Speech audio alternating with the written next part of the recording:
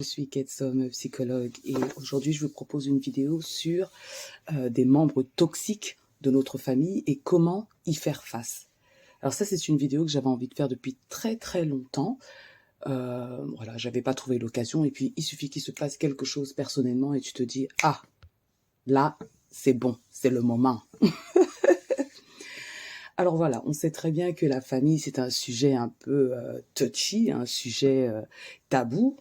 Ok, donc il n'y a personne qui peut insulter notre famille, même si nous, on se permet de l'insulter quand on en ressent le besoin, ok? Alors c'est dans la famille qu'on apprend un peu les codes sociaux, qu'on apprend à définir et à établir nos limites, ou qu'on apprend d'ailleurs que certaines limites ne sont pas du tout respectées. Il n'y a pas spécialement de différenciation dans la famille. Il y a cette problématique de la place dans la famille, c'est-à-dire que si les parents déjà étaient dysfonctionnels, mais ils transmettent ça d'une manière ou d'une autre aux enfants, ok? Et donc, il y a des enfants qui se retrouvent parfois parentifiés parce que les parents étaient inadéquats et certainement immatures émotionnellement, entre autres. Voilà, il y a parce que, disons que le papa n'était pas là pour assurer cette autorité qu'on attend du père, d'autres membres de la famille, notamment de la fratrie, ont pensé devoir prendre cette place de l'autorité. Voilà, donc il y a plein de choses qui se jouent dans un système familial, et dans un système familial surtout dysfonctionnel, et de là, des tas de conséquences en découlent dans la dynamique relationnelle des membres de la famille. Ok ? Donc, lorsque je parle de membres toxiques de la famille, alors qu'est-ce que j'entends par là? Quels sont, on va dire, les types de comportements des membres toxiques de la famille? Je suis sûre que chacun va reconnaître certains de ces types dans certaines dynamiques relationnelles. Ok? Alors déjà, clairement, ces membres toxiques de la famille, alors ça peut être un seul membre qui est toxique envers nous, mais souvent, ce membre-là est quand même porté par le reste de la famille qui ne dit rien. C'est-à-dire qu'on sait très bien que qui ne dit rien consent. D'accord? À partir du moment où eux ont décidé que le mouton noir serait telle personne, ils acceptent un peu le comportement de cette personne qui est la représentation la plus dysfonctionnelle, la plus toxique d'une dynamique en fait familiale toxique. Ok? Donc cette personne-là, on va parler de cette personne, clairement est une manipulatrice. Ok. Alors, bien sûr, il y a des degrés de manipulation. Parce que pour certains, je veux dire, c'est clair comme de l'eau de roche que cette personne-là est, si vous voulez, une manipulatrice de bas niveau, mais les personnes, les membres de la famille acceptent et lui donnent quelque part ce rôle, certainement, que d'autres n'ont peut-être pas le courage de jouer. Ok ? Donc, cette personne est très manipulatrice, où les personnes veulent bien, le reste de la famille veut bien accepter d'être manipulé par cette personne-là. En tout cas, cette personne aime tout contrôler, c'est-à-dire, et ça pour leur propre intérêt. Ok, elles font jamais certaines choses de bon cœur. Ok, elles le font parce que elles ont envie de contrôler. Et ça peut partir d'un contrôle tout simplement d'une narrative à un contrôle de notre propre personne, et même donc des autres personnes de la famille. Okay. Cette personne-là a une image très dépréciative de vous, alors que c'est pas une image qui correspond à ce que vous pensez de vous-même, et certainement pas non plus vos amis. Ça, je reviendrai plus tard sur le système de soutien, qui est très très important quand justement la personne essaye d'utiliser ce qu'on appelle le gaslighting. Donc le gaslighting, c'est de faire croire que les faits que cette personne raconte, le vécu en tout cas d'un événement que cette personne raconte alors que vous avez aussi vécu cet événement, n'est pas du tout ce qui s'est passé, et donc vous essayez de vous faire passer pour une folle, quoi. Comme quelqu'un qui n'était pas là, on vient lui relater une histoire alors qu'elle a vécu aussi cet événement. C'est une personne euh, si elle a des tendances narcissiques, qui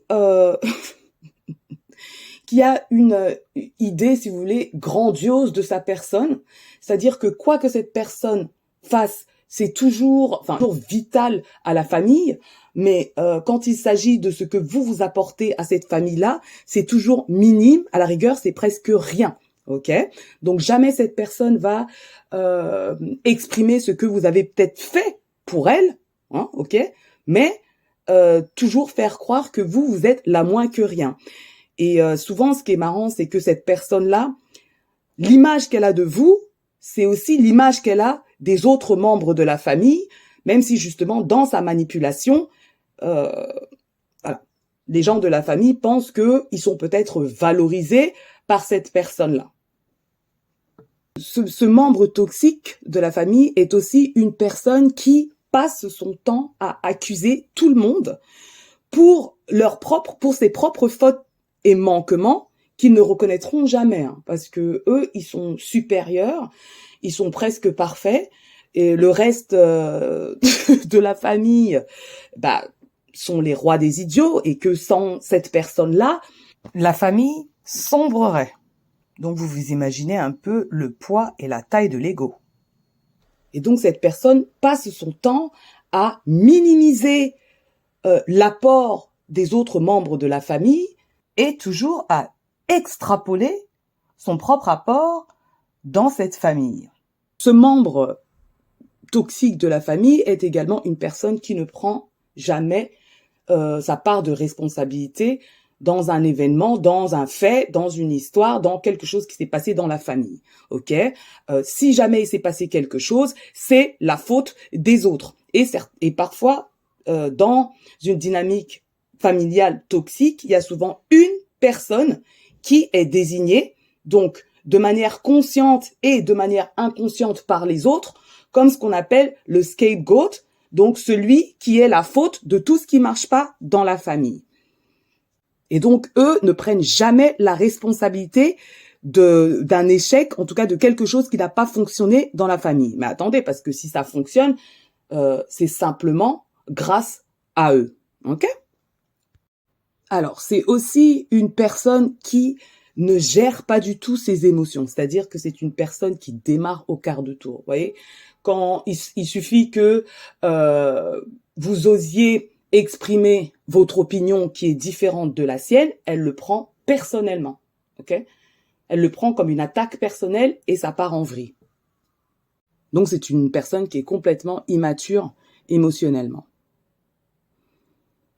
Ce membre toxique de la famille est aussi une personne qui dénigre et dégrade votre personne. C'est-à-dire que c'est une personne qui a un comportement donc diffamatoire envers vous. Donc, elle va aller raconter des choses qui sont fausses. Ok ? Et comme justement, elle est dans cette manipulation, ou que les personnes, parce que chacun doit prendre ses responsabilités, que les personnes ont bien voulu se faire manipuler par ce membre spécifique toxique de la famille, eh ben, ils viendront jamais vous voir si ce qu'elle a dit est vrai ou faux. Donc, ils acceptent tout simplement la diffamation de cette personne toxique, ok ? Donc, cette personne, elle aime donc, dès qu'elle a l'occasion, elle va aller diffamer sur vous. Elle va tout faire pour vous humilier et vous dénigrer. Et en fait, la tactique qu'elle utilise, c'est vraiment pour vous isoler de cette famille. Donc, alors ça, c'est une tactique qui peut être très embêtante pour les personnes qui considèrent leur famille comme le plus grand système de soutien qu'ils ont, mais ça ne marche pas pour d'autres. Hein, et là, je parle plutôt personnellement, ça ne marche pas pour des personnes qui ne prennent pas cette famille dysfonctionnelle comme système de soutien. Okay. Cette personne toxique est aussi une personne qui a du mal relationnellement, ok, parce qu'elle est tout simplement imbuvable, ok, indécrottable et vraiment, elle est très très méchante donc dans ses mots, dans ses insultes, dans ses critiques, parce que voilà, elle a ce complexe de supériorité. Mais attention, le complexe de supériorité cache toujours un complexe d'infériorité. Ne vous méprenez pas. Et en fait, tout ce qui se passe, c'est que ces personnes-là projettent un petit peu ce qu'elles pensent d'elles-mêmes. Et pour finir, en tout cas, ma liste, parce que je suis sûre qu'on peut ajouter encore d'autres comportements de cette personne toxique qui fait partie de notre famille, elle utilise le gaslighting. Donc, elle raconte des faits. Ah, je pense que je l'ai déjà dit. Donc, elle raconte des faits selon son contrôle de la narrative, sans prendre en compte notre propre vécu des faits. Parce que, voilà, ce qui nous arrive, ce que nous vivons, n'est absolument pas valide. Je suis sûre qu'il y a déjà plein de gens qui ont déjà ciblé une personne toxique dans sa famille. Okay? Mais alors, qu'est-ce qu'on fait? Parce que il faut savoir que pour certaines personnes, être en contact de ces personnes membres de la famille, donc complètement toxiques, c'est très très difficile à vivre. Ok? Puisque la famille, c'est vraiment le premier système de soutien, normalement, ok, système de soutien auquel on a accès dès notre naissance. Et donc, pour certaines personnes, c'est très, très difficile de prendre en compte que ce qu'elle vit n'est pas normal, n'est pas acceptable, puisque si on a vécu dans un contexte familial très dysfonctionnel et très toxique, c'est notre normal à nous et c'est difficile donc du jour au lendemain de faire autrement. Mais alors, comment faire face donc à ce membre toxique de la famille ou ces membres, au pluriel, toxiques de la famille? Donc déjà, première chose, clairement, c'est de reconnaître qu'on est dans une dynamique relationnelle toxique avec ceux ou ces membres de la famille. Et comment le reconnaître? En fait, c'est vraiment d'écouter, d'identifier et d'écouter et d'essayer d'analyser notre ressenti par rapport à ceux ou ces membres de famille toxiques. Vous vous rendez compte que à chaque fois que cette personne est là, vous n'êtes plus tranquille, ok, votre équilibre émotionnel est complètement perturbé. Cette personne peut faire remonter à la surface la partie la plus négative de votre personnalité, ok, parce que vous savez, nous les femmes, si on est entouré d'une personne qui passe son temps à parler négativement des gens, il est possible que tout d'un coup, on commence aussi à jouer dans cette cour-là. Mais sachez bien que si cette personne parle négativement de la plupart des personnes, qu'elle parle aussi négativement de vous. Ok? Soyez-en sûrs. Mais en tout cas, vous ressentez que quand cette personne, quand vous passez du temps avec cette personne-là, qu'à la fin, vous êtes éreinté, vous êtes fatigué, vous vous sentez diminué. Bref, vous n'êtes pas au meilleur de vos performances, vous n'êtes pas au meilleur du meilleur de vous-même. Ok? Votre santé mentale ou physique est aussi menacée. C'est-à-dire que vous ressentez tout ce qui est anxiété, stress, un petit peu de déprime. Pour certains, ils sont carrément dans une dépression. La dépression, c'est simplement le fait qu'on est dans une ou dans plusieurs relations dysfonctionnelles, plusieurs relations toxiques, mais on s'en rend pas compte. Et parfois, pour mettre fin à la relation, mais il faut savoir changer cette dynamique relationnelle d'une manière ou d'une autre. Ok. Vous sentez également que auprès de cette personne, il y a aucune sécurité psychologique, c'est-à-dire que vous ne pouvez pas exprimer vos opinions, vous ne pouvez pas vous exprimer librement parce que cette personne va certainement vous juger, va certainement vous dénigrer, va certainement de toute façon ramener les choses à elle parce que vous vous plaignez de quoi? Parce que elle vit ceci, elle vit cela. Donc, c'est-à-dire, elle va carrément, comment on dit ça en français, ignorer votre propre vécu pour ramener les choses à elle.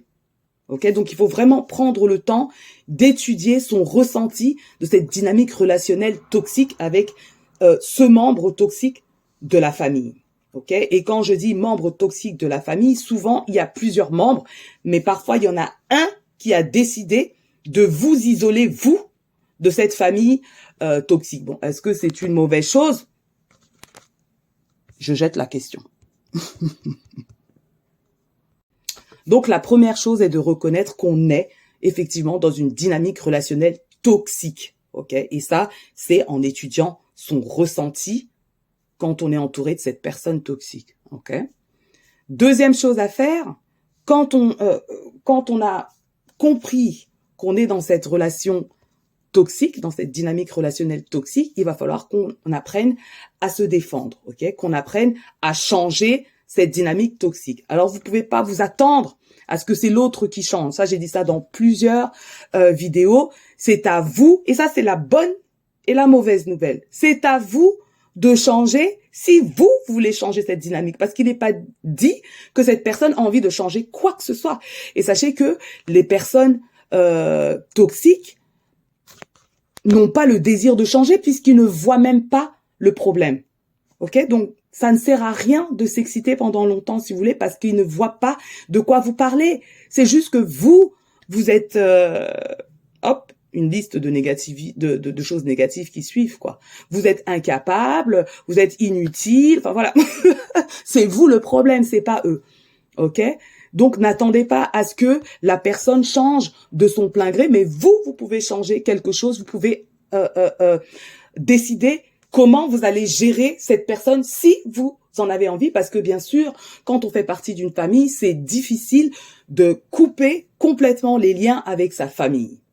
C'est difficile. C'est pas impossible. Quand il faut, il faut. C'est difficile. Bref, on arrive tout doucement.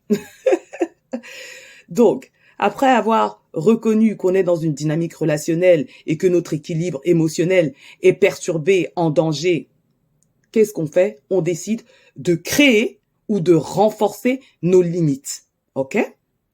Ça, j'ai déjà expliqué ça dans plusieurs vidéos.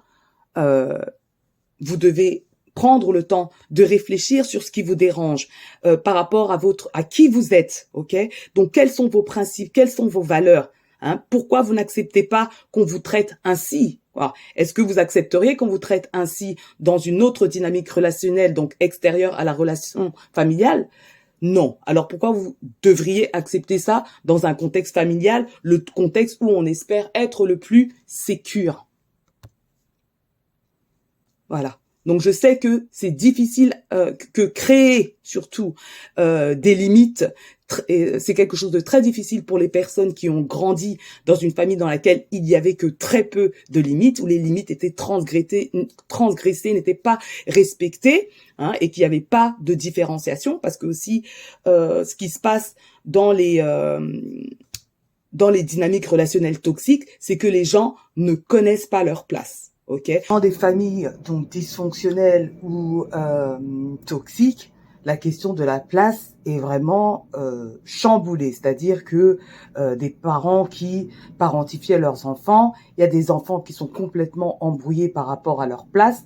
Ils veulent prendre la place de la grande sœur, ils veulent prendre la place donc du parent, donc ils veulent carrément changer de génération. Et donc ça, voilà, il y a plein de choses qui ne vont pas. Ils sont embrouillés et veulent rétablir un ordre qu'ils ne comprennent pas non plus, quoi. Voilà. Et voilà.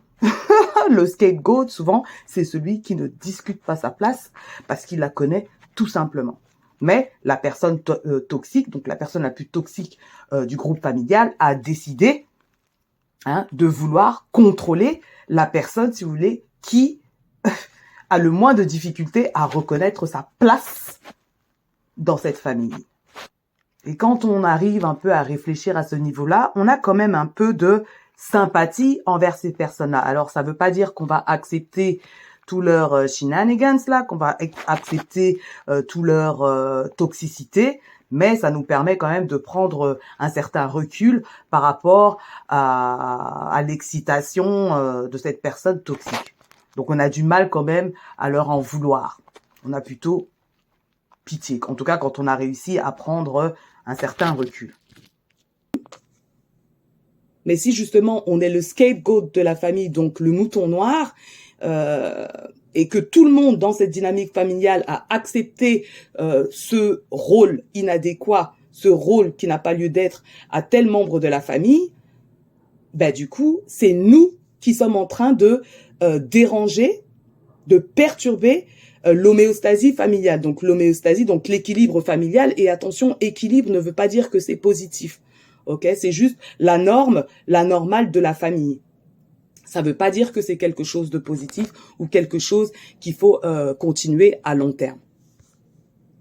Donc encore une fois, établir des limites nous permet de garantir le respect de l'intégrité donc de notre personne et le respect donc de nos valeurs, de nos principes, de tout ce qui renforce notre personne. Et donc on établit des limites, mais attention, la seule chose qui garantit qui garantit les limites, c'est les conséquences lorsque ces limites sont transgressées. Parce que sachez que la personne toxique évolue, tient à évoluer dans une relation où les limites ne sont pas du tout respectées. Hein, ok, parce que c'est un bel environnement pour cette personne-là d'avoir des comportements imbuvables, des comportements inacceptables, sans qu'il y ait de conséquences, ok? Et donc, du coup, lorsqu'on établit nos limites, les conséquences doivent garantir le respect de ces limites-là. S'il n'y a pas de conséquences, parce que la personne va voir si va tenter, ne respecte pas les limites. Donc, du coup, cette personne va transgresser vos limites. S'il n'y a pas de conséquences, c'est que vos limites ne servent, bien évidemment, à rien. D'accord? Donc, il faut absolument qu'il y ait application des conséquences. C'est l'application de ces conséquences qui vont empêcher cette personne toxique de prospérer dans sa toxicité. OK? Il est possible pour certains d'exprimer à la personne ces nouvelles limites puisque, voilà, dans la famille, on avait l'habitude de se comporter de telle manière. Dans notre dynamique relationnelle, on avait l'habitude de se comporter de telle manière, c'est-à-dire que je pouvais te dénigrer devant tout le monde, tu disais rien ou tu riais avec les gens de ta propre personne. Donc, c'est pas du jour au lendemain que la personne toxique va accepter ces nouvelles limites. OK? Donc, vous pouvez les exprimer à cette personne, mais vous n'êtes pas obligé de les exprimer. Puisque de toute façon, quoi que vous disiez, c'est annihilé, c'est rendu comme nul de par cette personne qui n'a aucun respect pour vous et pour votre personne. OK? Mais lorsque vous exprimez en tout cas à la personne ces nouvelles règles de dynamique relationnelle, c'est à vous que vous réexprimez la chose. Vous êtes en train juste de vous rappeler que vous avez établi cette limite. Parce que la personne, elle s'en fiche en fait, parce qu'elle va essayer de transgresser, ok? Mais c'est à nous, hein, de renforcer et de respecter nos limites qui garantissent nos valeurs et nos principes, ok? Et si les limites sont transgressées, absolument conséquences, ok? Et les conséquences peuvent être voilà, dans un spectre, c'est parce qu'on a envie de prendre le temps que la personne s'adapte à ce nouveau nous, mais on n'est pas obligé non plus, ok? Donc, nous sommes obligés, en fait, de prendre soin de nous mentalement et physiquement. Ça, c'est notre obligation. D'accord? Donc, qu'est-ce qu'on peut encore mettre en place pour faire face à ce membre toxique de la famille? Limiter les contacts avec cette personne, tout simplement. Alors, c'est clair que dans un contexte familial, oui, il y a les réunions de famille, les événements familiaux, Noël, tout ça, quoi. Ça, c'est pour ceux qui qui ont ce genre d'événements dans la famille. Moi, c'est facile, il n'y a pas du tout ce genre d'événement.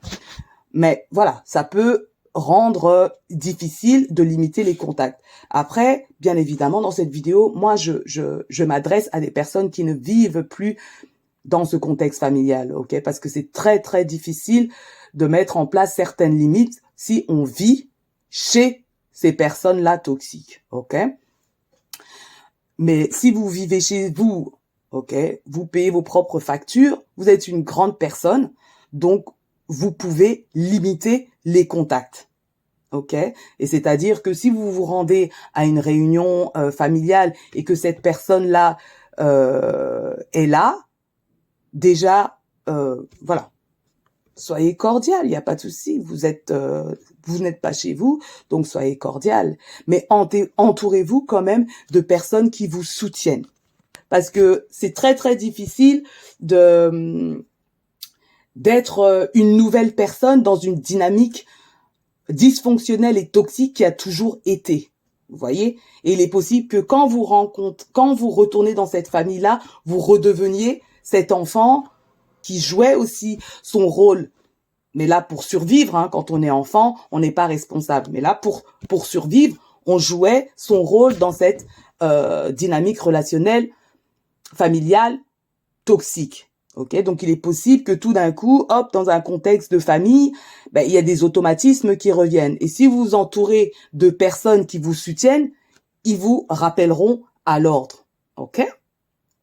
Ou ils sauront même vous protéger quand la personne toxique veut faire des siennes, quoi. Alors, ce que vous pouvez faire également, c'est de limiter les échanges personnels avec cette personne-là. Voilà. Bonjour, au revoir.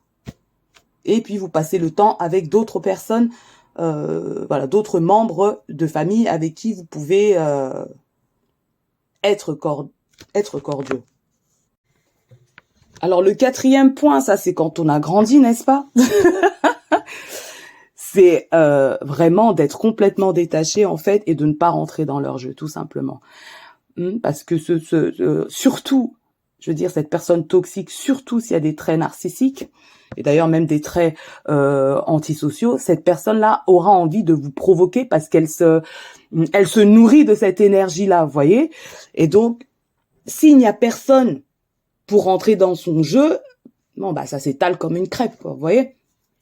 Donc c'est très très difficile, hein, parce que voilà, si on entend une personne qui nous manque de respect, ou une personne qui nous insulte, ou une personne qui nous dénigre, on a envie de réagir, surtout que comme ces personnes-là projettent, ok, on sait très bien que ces personnes-là sont complètement inadéquates dans leur propre vie et qu'on aurait des choses à dire, ok? Mais vraiment, la meilleure chose à faire, c'est quand même de les regarder comme s'ils sont fous. Ok, de regarder comme un train qui passe avec des gens qui s'agitent dans le train.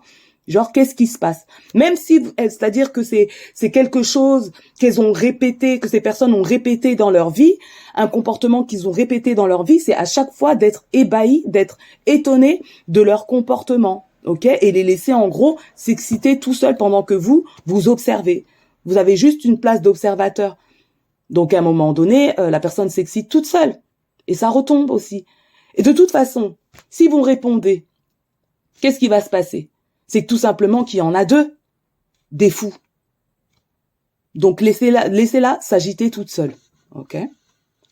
En numéro 5, comment faire face à ce membre ou à ces membres toxiques de la famille? C'est de vous entourer d'un système de soutien. Alors, heureusement pour ma part, oui, parce que comme beaucoup, j'ai aussi des membres toxiques dans ma famille, ok? Donc, et pour ma part, j'ai toujours eu un système de soutien au top. C'est-à-dire que depuis que je suis enfant, j'ai toujours eu un système de soutien au top. Ok? Donc ça, c'est ce que je peux clairement proposer comme solution à des personnes. Parce que oui, être simplement ou majoritairement dans son système familial, on peut croire qu'on est fou. Si on ressent des choses, on peut croire qu'on est fou parce que c'est notre norme, c'est la normale de notre famille et c'est notre premier goût, si vous voulez, à une norme sociale. Et si on n'a pas ce système de soutien pour nous rappeler que ce qu'on vit dans notre famille toxique, c'est absolument pas la norme de ce qu'on appelle des relations saines, c'est ce qu'on risque de reproduire dans nos relations hors famille, croyant que c'est la norme, que les relations sont normalement toxiques en fait. Voilà pourquoi avoir un système de soutien hors famille est très très important. Et la chance à ceux qui ont ce soutien. Et moi, j'ai eu beaucoup de chance depuis que je suis petite. Donc, ce qu'on considère comme une famille, chez moi, ne s'arrête absolument pas au lien du sang. Heureusement. Pour ceux qui ont la chance comme moi, si vous êtes entouré d'un système de soutien, ces personnes-là pourront vous rappeler que le comportement de cette personne toxique n'est pas acceptable, ok?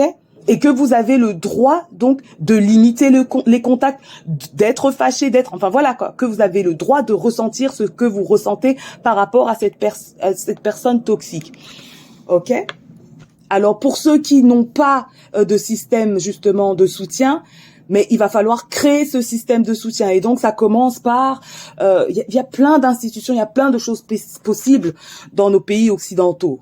Il faut dire la vérité. Et donc vraiment de faire des recherches sur des activités qui se passent dans le coin par rapport à nos centres d'intérêt. Ok, ça nous permet de rencontrer des gens, enfin, voilà, de faire des rencontres et d'aller au-delà des centres d'intérêt, ok, et de faire des rencontres avec des personnes qui auront envie de connaître un peu plus de votre personne. La 6e proposition que je peux vous faire, donc comment gérer, comment faire face à un membre de la famille toxique, un membre toxique de la famille, c'est de couper le lien, tout simplement. Couper le lien. Ok, la plupart, comme je vous ai dit, la plupart des personnes toxiques ne se rendent même pas compte de leur toxicité. Ok, si ils veulent pas se rendre compte que relationnellement ça ne va pas autour d'eux, et qu'ils veulent pas prendre leurs responsabilités, parce que ça c'est un aussi de leurs traits, ne veulent pas prendre leurs responsabilités et qu'à chaque fois qu'il leur arrive quelque chose, c'est la faute de tout le monde sauf de leur propre faute. Ok, et que ces personnes-là en plus font tout pour dénigrer, vous humilier et diffamer, donc raconter des mensonges. Vraiment, leur spécialité, c'est de raconter des mensonges à tout va au reste des membres de la famille qui veulent bien croire à ces mensonges-là. Donc, vous êtes de toute façon isolés de cette famille. Et c'est ça, c'est le plan de cette personne toxique, si en plus elle a développé ou elle a des traits narcissiques. C'est vraiment pour que vous soyez isolés. Ok? Et comme je posais la question tout à l'heure, dites-moi, répondez-moi, est-ce que c'est une mauvaise chose d'être isolé, d'être ostracisé d'une famille qui accepte la toxicité? Donc c'est vraiment pas facile dans un contexte familial, vous voyez, et c'est surtout quand il y a d'autres membres qui veulent ajouter leur grain de sel, mais qui vous laissent pas vous raconter vous-même. Ok, ce qui veut dire que vous êtes déjà quelque peu isolé et donc que eux ils ont accepté d'être maltraités par ce membre spécifique toxique de la famille, mais plus largement par la famille. J'ai eu des échanges avec certaines clientes qui vivent, qui ont donc des membres toxiques dans leur famille. Et comme je dis, que nous avons aussi une part de responsabilité parce que bon, nous sommes pas assez toxiques pour ne pas le reconnaître.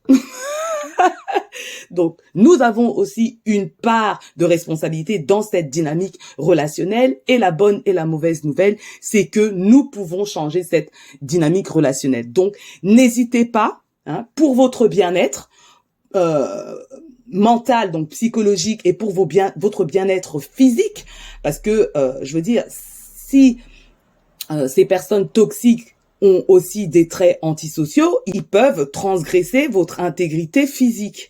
Ok?